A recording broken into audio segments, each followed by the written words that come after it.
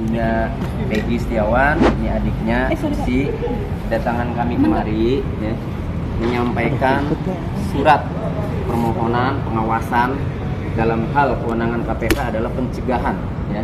Khawatir terjadinya suap dalam sidang pra-peradilan Peggy Setiawan.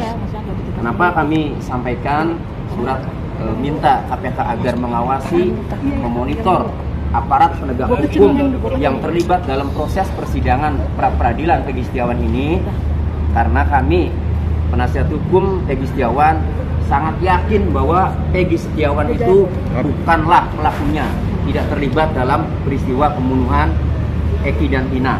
Oleh karenanya kami melihat kasus ini terkesan dipaksakan, sehingga ketika kami gugat pra-peradilan, kami khawatir dengan alat bukti yang dimiliki yang menurut kami sangat minim, kami khawatir hakim menolak ya klien kami, pra-peradilannya atau pra-peradilan dari kami khawatir ya, sehingga kalau hakim menolak dengan alat bukti yang minim seolah-olah penetapan tersangka itu sah, maka kami khawatir ada suap menyuap ya di proses pra-peradilan ini. Itu ya, oleh karenanya sebagai pencegahan ya, ini baik untuk semua penegak hukum di sana, di Bandung, di Cirebon, di Pengadilan Negeri Bandung, agar tidak terjadi ya suap menyuap. Dan ini pencegahan termasuk ya. Nah, sudah diterima ininya. Coba lihat Bang. Suratnya. Teleponnya tutup pintu Bang. Kita.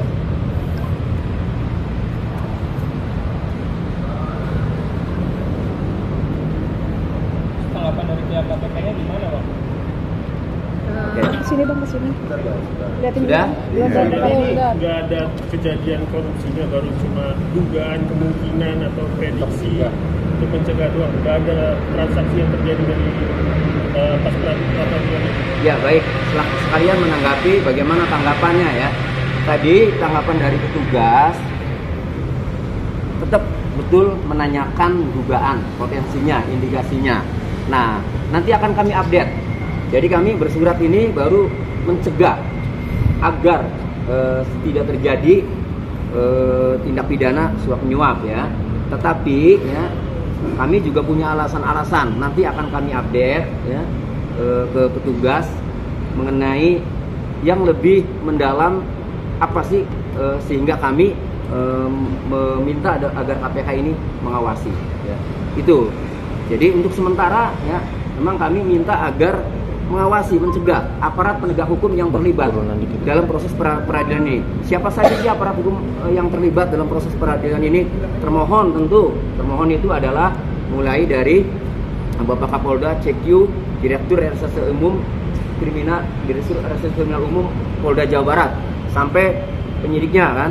Kemudian di Pengadilan Negeri Bandung ya, mulai dari ketua pengadilan sampai hakim yang menangani, memeriksa pra-peradilan ini gitu.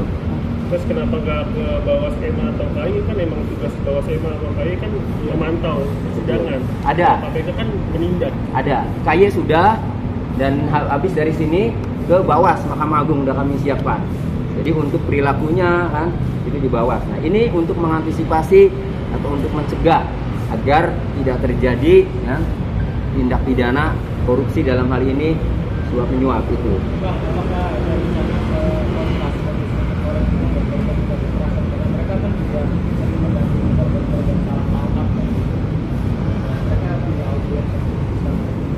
Ya nanti kami pertimbangkan, terima kasih masukannya ya Bu, nanti kami pertimbangkan dengan tim ya, akan pertimbangkan nanti segera kalau memang diperlukan ya, nanti akan segera komunikasi dengan Kontras. Bang, itu yang belakangnya keluarganya Peggy atau Iya, ini ibunya Peggy. Coba di tengah tolong. Ini ibunya Peggy, ini adiknya. Silakan maju Bu. Jadi saya awali dulu gini. Putusan pengadilan negeri Cirebon pada tahun 2016-2017 yang menghukum terdakwa yang 7 seumur hidup, yang 8 tahun ya. Ketika kami baca putusan pengadilannya, tidak pernah ya mengejar motif. Tidak pernah mengejar motif. Artinya kalau mengejar motif ya, dengan fakta visum dan fakta hasil otopsi yang begitu banyak lukanya, ini adalah orang yang dendam. Kalau orang yang dendam, orang yang kenal. Kalau orang yang kenal berarti sudah berteman lama. Nah, ini 8 terpidana yang tidak kenal sama sekali sama korban ini kan, sama 2 korban ini. Nah, sehingga ya kalau ditelusuri mungkin di netizen juga banyak udah bermunculan itu yang kemungkinan kenal, apalagi dalam putusan itu geng motor Monreker ya, 8 orang itu tidak ada anggota geng Monreker. Kemudian Peggy Setiawan juga tidak ada, tidak kenal dengan kedua korban, bukan anggota geng Monreker. Justru ada tuh muncul yang di media sosial itu anak geng Monreker itu, yang anaknya pejabat itu. Jadi kami khawatir kan, ya kami khawatir pelaku yang sebenarnya itu tidak ditangkap, dilindungi kan. Kemudian ini yang tidak melakukan dihukum. Ya memang udah putusan pengadilan, tapi kan temuan-temuan ini juga harus kami sampaikan agar masyarakat tahu, agar ini menjadi novum. Makanya sudah muncul kan 3 akbar kesaksiannya yang mengaku dikondisikan atau diarahkan oleh Pak Rudiana, kan mengaku yang seperti itu. Nah, kemudian ada beberapa saksi kayak Okta, Pram, Teguh mengaku tidur di rumah Pak RT itu. Sebagian 5 terpidana itu, jadi tidak melakukan.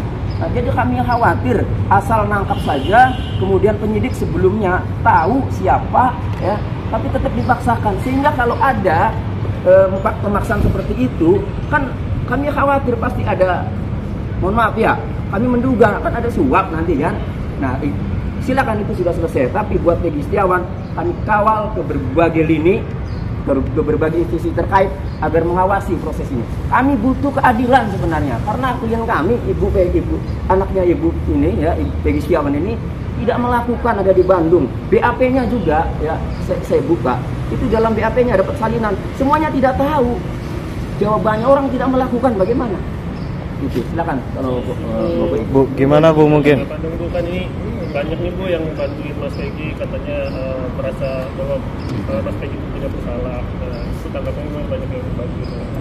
Ya, alhamdulillah saya banyak mengucapkan terima kasih kepada seluruh netizen yang mendukung anak saya. Saya juga sebagai seorang ibu, memang anak saya tidak bersalah. Anak saya tidak melakukan kejahatan apapun. Anak saya hanya hidupnya mencari uang kerja untuk menafkahi adik-adiknya.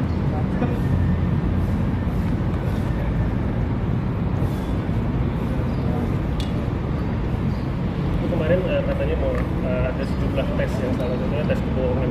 Kalau dari keluarga itu gimana? Mau nggak sih Peggy itu mau nggak sih dilakukan tes kebohongan? Silakan Bu Yanti yang mendampingi Ibu nih. Oh, sebenarnya ada kebohongan itu tidak terjadi. Rambut. Bu, izin maaf ke depan. Ya, oke. Tes atau lie detector itu tidak dilakukan, hanya ada tes psikologi. Handphone dia tuh. Kami pun dari tim kuasa hukum mau menolak, karena memang kami menduga bahwa ini tes dilakukan dikarenakan pihak Polda Jabar masih kurang bukti-bukti yang mereka miliki, masih kurang. Akhirnya kan mereka harus melakukan tes psikologi. Kami sebenarnya tim kuasa hukum tidak ada relevansi, bahwa ini tidak ada relevansi dengan dengan sekarang, tapi karena Peggy sudah di dalam dan mereka dan dari psikologi juga mengatakan bahwa ini hanyalah kehati-hatian dari pihak Polda. Tapi kalau untuk keluarga kami tetap menolak untuk dilakukan tes psikologi. Dan kenapa hari ini mungkin kita ada di sini karena indikasi dari perkara ini dari awal sudah ada rekayasa, banyak rekayasanya, sehingga kami khawatir akan terjadi gratifikasi. Makanya untuk itu kami di sini untuk konsultasi dan laporan kami pun diterima oleh KPK. Nanti mungkin kalau memang terjadi gratifikasi baru ditindaklanjuti selanjutnya. Bang, izin. Ini kan bentar lagi mau ada persiapan sidang peradilan ya Bang. Peradilan dengan sebelumnya. Persiapannya sudah sejauh mana sih Bang kalau boleh tahu untuk dari pihak keluarga Peggy dan kuasa hukum? Ya. 24 Juni 2024 nanti kan sidang pra peradilan. Ya kami sudah sangat siap ya dengan saksi-saksi. Dalil kami bahwa Peggy Setiawan itu bukan Peggy alias Peron, karena dalam putusan pengadilan itu putusannya itu DPO-nya Peggy alias Peron dengan 3 DPO ya, Andi, Dani, dan Peggy alias Peron. Nah kemudian ditindaklanjuti oleh Polda Jabar, Peggy alias Peron itu dengan ciri-ciri kan rambutnya keriting, umurnya 30 tahun 2024, tinggalnya di Banjarwangun, Kecamatan Mundu. Ya, nyatanya yang ditangkap ini Peggy Setiawan ini rambutnya kan tidak keriting, lurus. Umurnya bukan 30 tapi 27. Kemudian tinggalnya tidak di Banjarwangun melainkan di Kepongpongan, beda kecamatan jauh, ya. Nah, sehingga atas dasar itu kalau menangkap Peggy Setiawan ya sebagai orang yang dianggap DPO, ini apa korelasinya? Itulah sebabnya ya kami melihat bahwa satu, berdasarkan saksi-saksi bahwa Peggy Setiawan itu berada di Bandung, ya, bukan di Cirebon. Kemudian dari langsung penangkapan, sementara kami melihat ini Peggy Setiawan orang yang berbeda. Seharusnya secara formal, ya, itu dilakukan pemanggilan dulu kalau terhadap orang yang dicurigai. Kalau benar Peggy Peron tidak masalah karena ada DPO ditangkap. Tapi karena ini orang yang berbeda, kan dalil kami selalu itu. Ini orang yang berbeda, maka ketika menemukan orang yang dicurigai, seharusnya dilakukan pemeriksaan dulu. Hal itu sudah dibuktikan oleh kasus pra-peradilan Pak Budi Gunawan. Dan sudah ada putusan MK bahwa sebelum ditetapkan sebagai tersangka, orang tersebut harus diperiksa dulu sebagai saksi. Nah, ini tiba-tiba ditangkap langsung. Besoknya dikeluarkan penetapan tersangka, penahanan.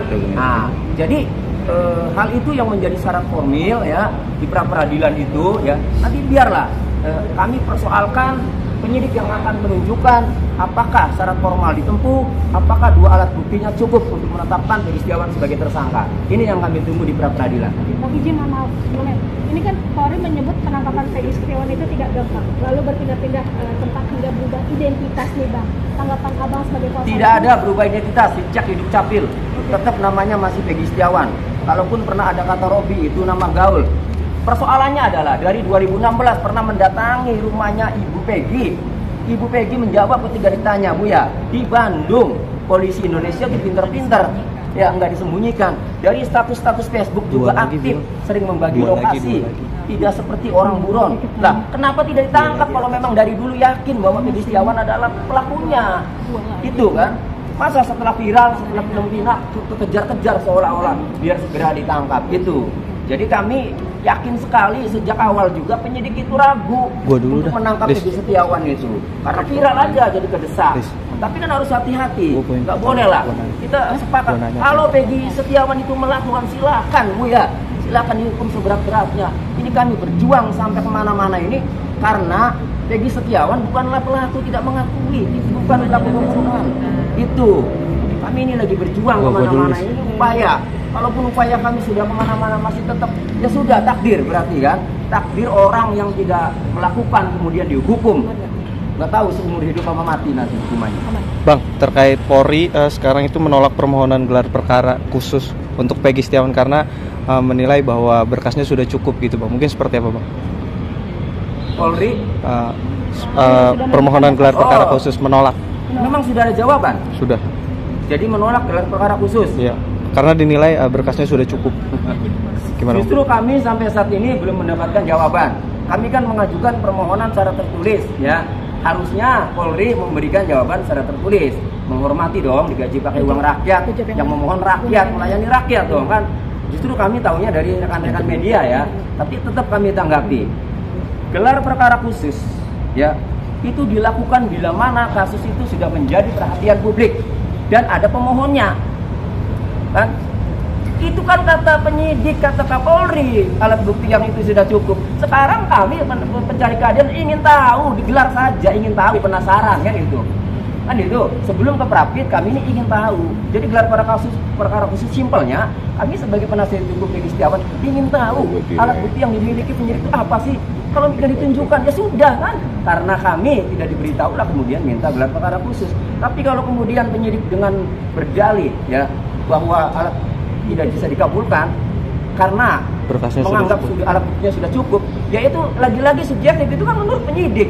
Kami kan juga punya hak untuk meminta gelar perkara khusus karena jelas aturannya gelar perkara khusus dilakukan bila mana kasus menjadi perhatian publik. Kasus Peggy Setiawan ini sudah menjadi perhatian publik sampai Bapak Kapolri ngomong buka seterang-terangnya, setuntas-tuntasnya. Kalau itu tidak diimplementasikan, ya karena gelar perkara khusus ditolak, kan sama saja Pak Kapolri juga menentang instruksi Bapak Presiden. Bang, izin Bang, ini kan berkas perkara Peggy Peron kan sudah dilimpahkan Bang ke Kejaksaan Agung. Sudah ya?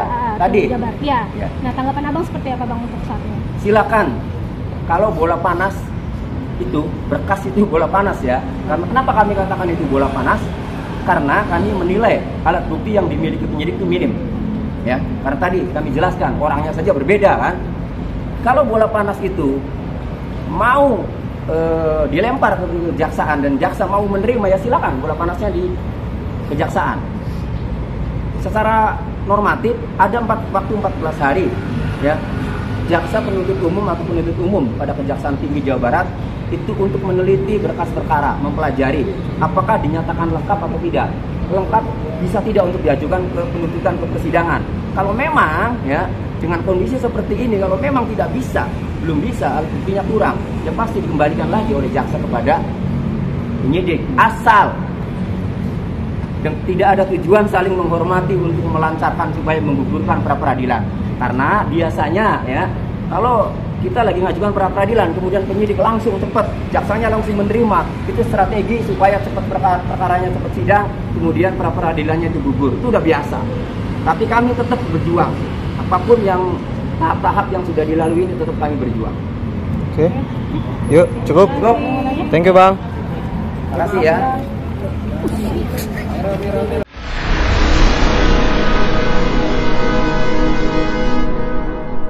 Jadi jangan lupa untuk subscribe Cumi Cumi.